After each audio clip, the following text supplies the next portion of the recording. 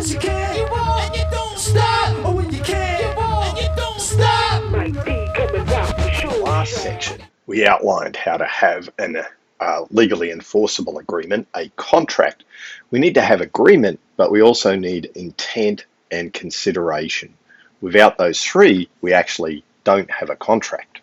Now, at the beginning, I need to make it clear that having those three is not the be all and end all. Well, there are some steps that we need to go through, but without them, we can't have a contract formed. We then need to go through another series of steps, which we do a bit later in this module, to make sure that that contract is enforceable. Okay, so we want an enforceable contract. Let's have a bit closer look at those elements. So you're going to get sick of me saying this, but we need agreement, intent, and consideration to make a contract. So agreement, we normally have an offer and an acceptance to get agreement. We need to intend to create a legal relationship, and we need some form of price consideration. Once we have those three things, we have what's called a simple apparent contract. So contract, I think we understand. Apparent, because it looks like a contract, right?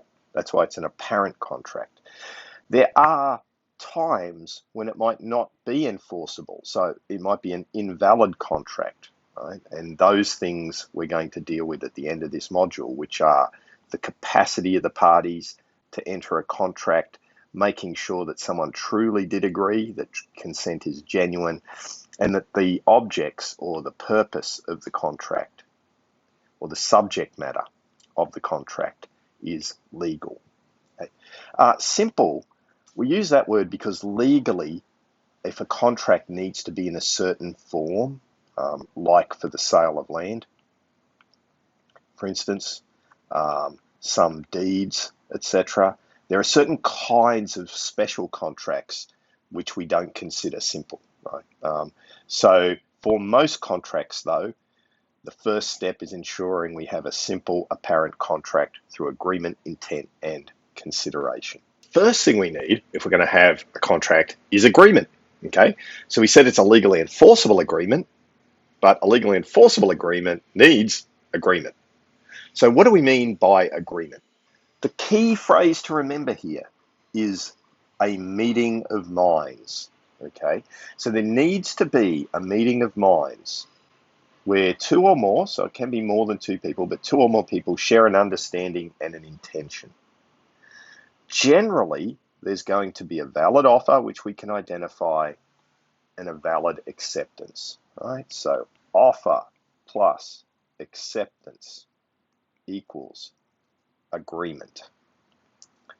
Once that agreement's reached, if we have the other elements, then the contract comes into existence or forms. Let me write that better. Forms is another word.